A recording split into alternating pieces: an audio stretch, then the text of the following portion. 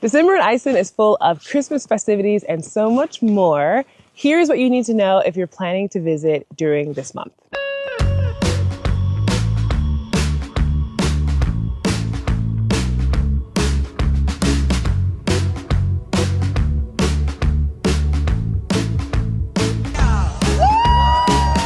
First off, if we think about the weather, the temperature, as you can see around me, there is snow on the ground, beautiful snow-capped mountains in the background, chilly air, luckily sunny. That is not typical, so don't expect that.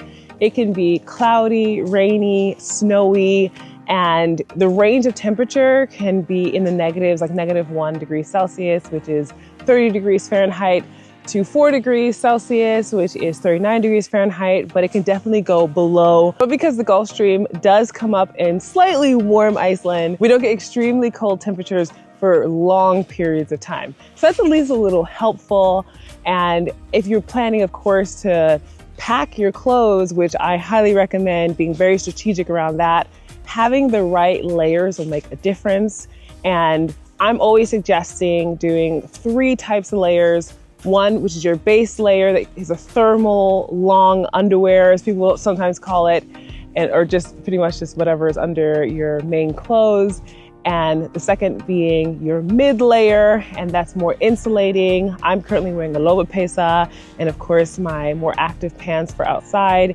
And then your outer layer, which is your coat, shoes, things with gloves, hats, scarf, all of those make a big difference in you being able to enjoy activities, which I will get into some of the really fun activities that are possible during this winter month. For those who are not sure, of course, what to pack, meaning the types of material of the layers to wear to best be dressed for Icelandic winter, I have a free ultimate packing checklist in the description of this video.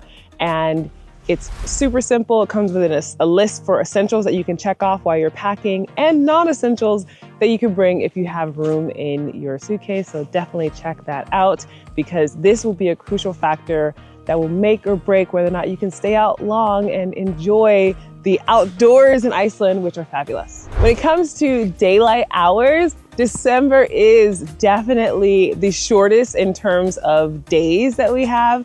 And December 21st is the shortest day of the year. You can expect it to be 4 hours of daylight. Even though there's a little bit of daylight before the sun technically comes out up and before it goes down, still 4 hours is a good time frame to work off of for December 21st. But the month itself, on average, we're having around 5 hours in the beginning and ending off with 4 hours and 22 minutes. So if you're planning to do activities outdoors, natural attractions in Iceland are lit by the sun. So you have to make sure you're strategic about when you get to these attractions to be able to see them. I guess sort of helpful is that the sun normally comes up at 11 and sets around 3 or 4. Of course, that's depending on, if you're the beginning of the month, middle, or the end. But that at least gives you a time frame of when you can drive in the morning to a natural attraction, see it, and then potentially, hit some other stops before the sun goes down and it's just nighttime.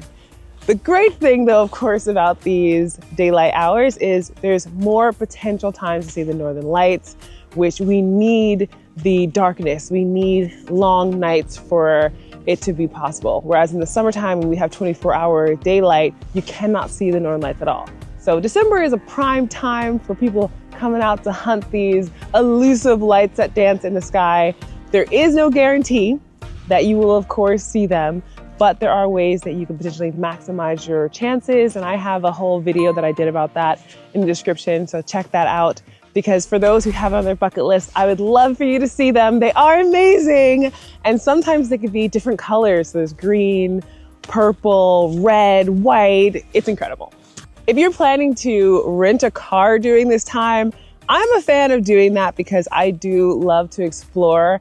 Granted, okay, I've been living in Iceland for over 8 years, so I'm used to driving during the wintertime, but many car companies do, rental car companies in particular, they provide studded tires, which are little nails in your tires that provide more traction. Expect when you're going to drive in Iceland during winter, December of course included, that the roads are going to be icy. They're not all of the time, but in December, the likelihood of that being the case is way higher. I mean, just expect it. And of course, as you go more north, the more expectation of snow and ice mixed together is, again, just higher.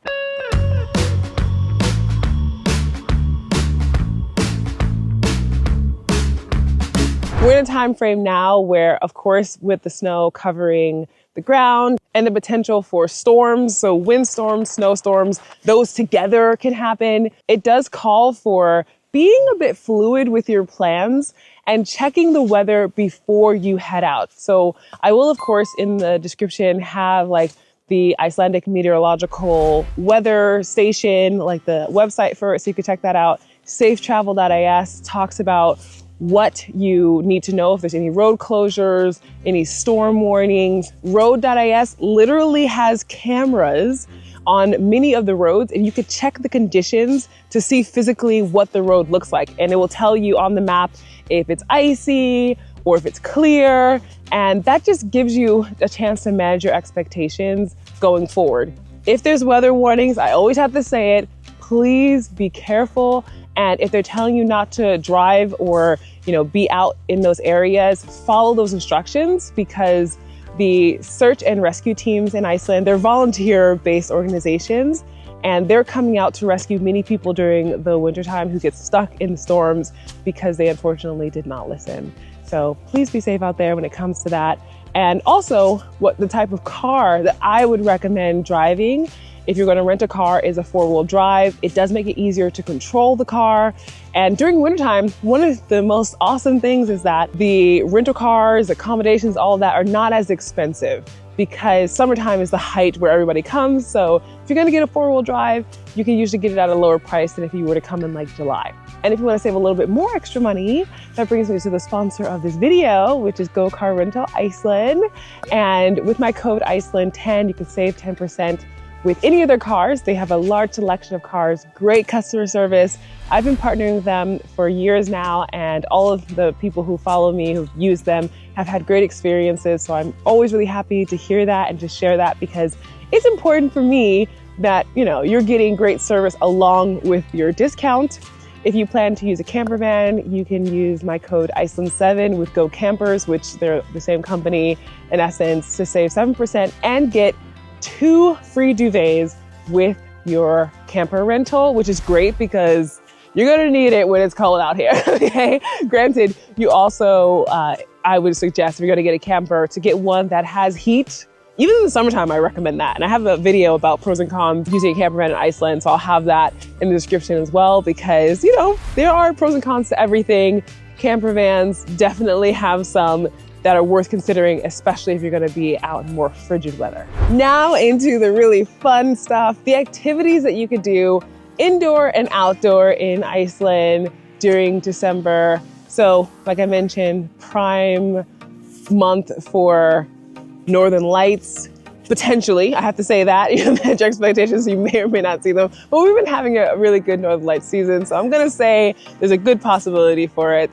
Ice caves. This is when naturally forming ice caves are most stable. So wintertime is basically the only time you should be going into a naturally formed ice cave, of course, with a professional guide. Very, very, very important. And there are several around the country. I'll be doing a video about some of those ice caves, but just know that there's like Katla Ice Cave. There's potential ice caves in Vatnajökull National Park. So different options that you can utilize to see amazing, beautiful formations inside of these glaciers that will blow your mind. Honestly, it's so cool. Of course, dipping in a naturally heated geothermal hot tub or pool is so good. When it's like snowy and chilly, getting into warm water is great, especially in a natural environment. I absolutely love that and highly recommend doing it. There's many indoor activities like museums and things, but it's December, so Christmas is in full swing. We're talking about a very Icelandic Christmas situation going on. There's decorations downtown, there are Christmas markets, Ingolstorg, which is a square downtown, has a ice skating rink. There's just so much happening. And this gives you the opportunity, of course, to try things the Icelandic way. If you're going to be here, you don't have to necessarily be here for Christmas Day itself or Christmas Eve, but all the way up until the 24th, there are Christmas buffets. My absolute favorite. First of all, I love to eat because it's delicious. But if you're ever willing to try traditional Christmas Icelandic food, most of these buffets have that going on. So, for those who are meat eaters, like reindeer, rupa, which is ptarmigan, different types of fish, different types of dishes in general. It's really fascinating. My favorite, though, when it comes to Christmas that actually starts showing up in November is laufabrauð, which is a very thin bread that has designs in it. It's so thin that it's as thin as a leaf. So leaf bread is in essence the translation of it. And other sorts of delicious things. If you want to try an Icelandic drink that is very popular, then malt og appelsín, which is literally malt drink mixed with orange soda. Yeah, not my favorite, but Icelanders love it. But it's not my favorite. I'm just saying, try it for yourself and make a decision. If you like it, let me know if you've ever tried it in the comments. It just doesn't work for me, but I love malt, just FYI. So when other types of foods are available and you can try those, when at the Christmas markets, there's one in downtown. There's actually a few downtown, and I have a whole post about those. So if you check in the description, I have a list of those Christmas markets that you can check out because each has their own flair, if you will. Christmas beers. Icelanders do some really interesting Christmas beer combinations. I remember one time there was this combo, and it might even come out this year, of canned peas and red cabbage. So canned peas and red cabbage, it tasted like how it sounds. It's kind of odd, but that's just a thing. And Christmas concerts, so many activities around Christmas that you will not be bored. You will be here on the 24th or 25th. So 24th in particular is how Icelanders celebrate Christmas. Then that day you have dinner, or Icelanders usually have dinner, and they open their gifts on that day. So if you want to do it Icelandic style, you can try that.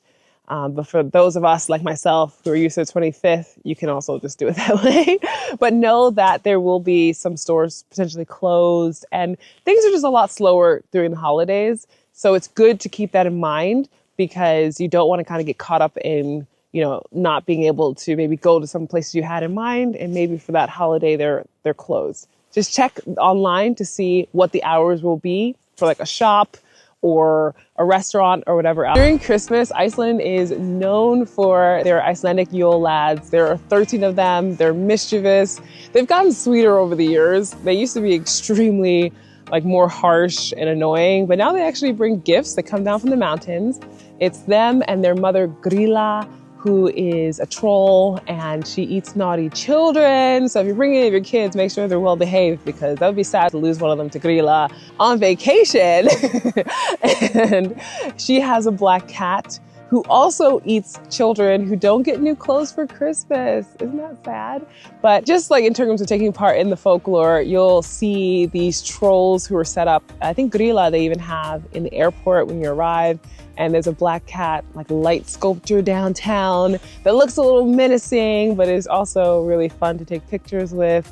And just in general, downtown, it's really festive and fun. There's a great book giving tradition on the 24th. So like I mentioned, Icelanders celebrate Christmas on the 24th of December, and they eat dinner, open gifts. And a lot of times the gifts that are given are books. And so people will take their book, go sit somewhere in a cozy spot. Maybe you have changed their clothes into more cozy pajamas and read during that evening while they're drinking their malt og appelsín and biting on some laufabrauð or whatever is left over, hangikjöt or something. So it's a fun, cozy time, and a book giving tradition, in my opinion, is awesome because it's obviously fostering people learning, but keeping this tradition alive, this literary tradition of reading and kind of enjoying what someone else might have thought would be a book that you would enjoy. And of course, after Christmas, there is New Year's Eve, December 31st, and ringing it in Iceland is legit a blast. So a blast figuratively and literally. There are fireworks happening all over the place. There's bonfires, there's tons of parties. People are downtown, in their homes, on the streets, just having a good time. So ringing in the new year in Iceland can be a fantastic way of just doing something different and getting the opportunity to celebrate in a place that's super unique and goes all out for this particular time of year. I highly recommend it. You don't have to specifically do it downtown, but there are many places where you can enjoy being able to take part in ringing in whatever new year it will be when you're visiting. And if you're looking for a Christmas gift that's fun, unique, and I think really awesome, I have a shop, an online store, where you can find some adorable Christmas cups. So they're on one side of the cup, it says Icelandic Yule, which in Icelandic means Merry Christmas. And on the other side, it's written in English. I have a Happy Holidays one as well. And I have other types of like cool bags with all over print that are of Icelandic landscape. And lots of this really interesting Iceland-inspired things. I designed them myself and had a great time and have loved people's reaction to getting them because it could be a stocking stuffer or a gift that you give for that loved one or yourself, of course, who loves Iceland. And if you need help planning your trip to Iceland, I have resources for that. One is my Iceland map, in which if you decide to get it, you can utilize the hundreds of suggestions, of my recommendations around the country to be able to do. And of course, it's different for summer versus winter, but I got you on that one. If you prefer to get help with your itinerary, you can book me for a 1-hour video consultation call. We go over your trip, the time frame you'll be here, your preferences, and really personalize it so you can be able to use your time the way that you would like to, whether it's renting a car, taking a tour bus, whatever it is, we could figure it out. And if you prefer that I make your itinerary all without you even having to do as much as like type on the computer what you want, that's an option as well. So all of those resources in the description below, definitely check those out. And one little fun thing I'll share is that I'm working on a resource that will make your ability to make your own itinerary and learn about Iceland before you come and really feel super prepared.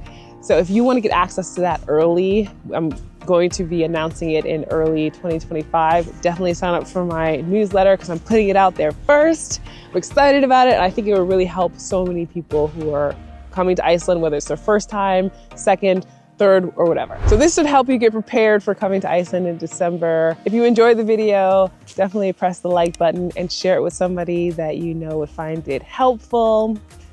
As always, thank you so much for watching, and I'll see you in the next video.